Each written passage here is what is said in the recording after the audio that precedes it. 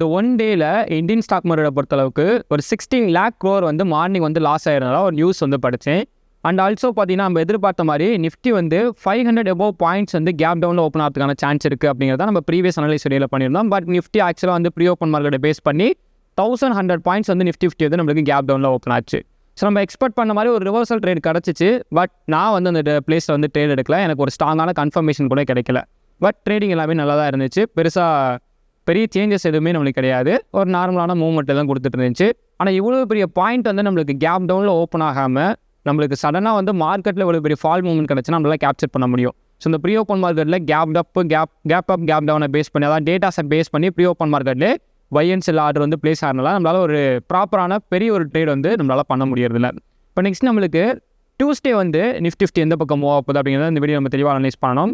இப்போ நம்மளுக்கு நிஃப்டியை பொறுத்தளவுக்கு நல்லா ஒரு டவுன் ட்ரெண்ட் வந்திருக்கு. பட் இதுவே அப் ட்ரெண்ட் போயிருமா அப்படிங்கிற பாசிபிலிட்டிஸ் வந்து கிடையாது.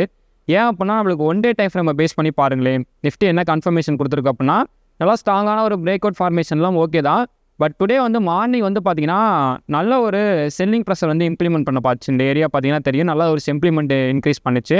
பட் செல் வந்து நல்ல இன்க்ரீஸ் ஆகலை. அகைன் வந்து ஒரு 3 ட்ராப் வந்து நடந்துச்சு. அண்ட் அகைன் பார்த்தீங்கன்னா நிஃப்டி வந்து அப் ட்ரெண்டில் போயிட்டு 22,200 போயிட்டு நம்மளுக்கு க்ளோஸ் ஆகிருக்கு. இதுக்கு மேலே நம்ம என்ன எக்ஸ்பெக்ட் பண்ணுறோம் அப்படின்னா நான் நாளைக்கு எதிர்பார்க்கறது வந்து பார்த்தீங்கன்னா நிஃப்டி கேப் டவுன் ஆர் நியூட்ரலாக நான் வந்து எதிர்பார்க்குறேன். மேபி இந்த ரேஞ்சுக்குள்ளே நான் எதிர்பார்க்குறேன்.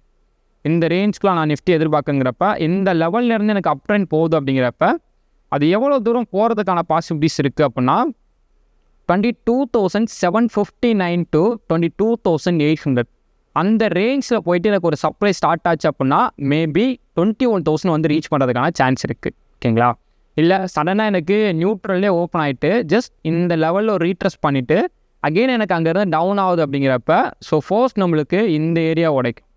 21,900 நம்மளுக்கு நிஃப்டி பிரேக் பண்ணும். அதை பிரேக் பண்ணுது அப்படின்னா நெக்ஸ்ட் நம்ம ஃபோக்கஸ் பண்ண வேண்டிய ஒரு லெவல் என்னென்னா 21,483 to 21,590 தான் நம்மளோட நெக்ஸ்ட் லெவல் டார்கெட்டாக ஃபிக்ஸ் பண்ணியிருக்கும். ஸோ அப் ட்ரெண்டுக்குலாம் நம்ம எப்படி ஃபோக்கஸ் பண்ணுறோம், அது கேப் அப்லேயே நம்மளுக்கு ஓப்பன் ஆனாலும் நம்மளுக்கு இந்த லெவலில் வந்துட்டு இங்கேருந்து ரிட்டர்ன் ஆச்சுன்னா அப் ட்ரெண்ட் ஃபோக்கஸ் பண்ணுறோம். 759 வரையும் நம்ம அப் ட்ரெண்டுக்கு வந்து ஃபோக்கஸ் பண்ணுறோம். சரிங்களா? இல்லை அப்படின்னா இந்த ரேஞ்ச்குள்ளே அதாவது இந்த ரேஞ்ச்குள்ளே நிஃப்டி வந்து ஒரு டேர்னிங் ஆகுது அப்படின்னாலும் அப் ட்ரெண்ட் இதை நம்ம ஃபோக்கஸ் பண்ணுவோம். இந்த லெவல் எப்போ உடைக்குதோ அப்போ தான் நம்ம வந்து டவுன் ட்ரெண்டுக்கு ஃபோக்கஸ் பண்ணுவோம். அதில் ஃபர்ஸ்ட் டார்கெட் 21,483. நான் நெக்ஸ்ட் டார்கெட் பார்த்தீங்கன்னா நம்ம ஆல்ரெடி எதிர்பார்த்துருக்கக்கூடிய லெவல் என்னென்னா 21,000 எக்ஸாக்டாக. ஸோ இந்த லெவல் வரையும் நம்ம தாராளமாக நம்ம பொசிஷன் வந்து கேரி ஃபார்வர்ட் பண்ணிட்டே வரலாம். பட் அதுக்கு 15 மினிட்ஸில் பாருங்களேன், மார்னிங் வந்து இந்த ஏரியாவில் தான் ஒரு நல்ல கன்ஃபர்மேஷன் வந்து நம்மளுக்கு கிடச்சிச்சு.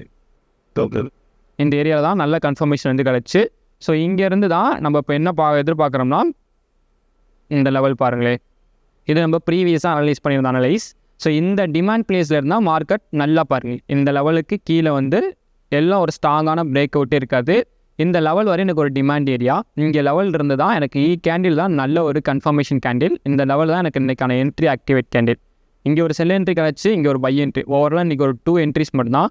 ஆனால் நான் எதிர்பார்த்தது மார்னிங் பார்த்தீங்கன்னா இந்த 22,099 இந்த அதாவது 100 லெவல் எஸ்டர்டே சொல்லியிருந்தேன்ல, இந்த லெவல்லேருந்து இதுக்கு மேலே எனக்கு ஸ்ட்ராங்காக பிரேக் ஆச்சு அப்படின்னா நம்ம என்ன பண்ணுவோம்னு சொன்னோம், கேப்பை வந்து ஃபில் பண்ணுறதுக்கான சான்ஸ் இருக்குது அப்படின்னு நம்ம எக்ஸ்பெக்ட் பண்ணோம்.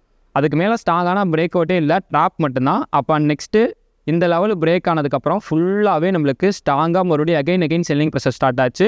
இந்த லெவல் ஒரு என்ட்ரி. அதுக்கப்புறம் இங்கே வந்து ஸ்ட்ராங்கான டிமாண்டில் வந்து நல்லா டிமாண்ட் சூப்பராக இருந்துச்சு. இங்கே வந்து நெக்ஸ்ட் நம்மளுக்கு அப் ட்ரெண்ட் தான் வந்து போச்சு ஃபுல்லாக. அதுவும் நம்ம இந்த லெவல்லே எக்ஸிட் ஆயாச்சு. இந்த லெவல் கேண்டில் வந்தப்போ நம்ம இங்கேயே வந்து எக்ஸிட் ஆயாச்சு. ஓகேவா?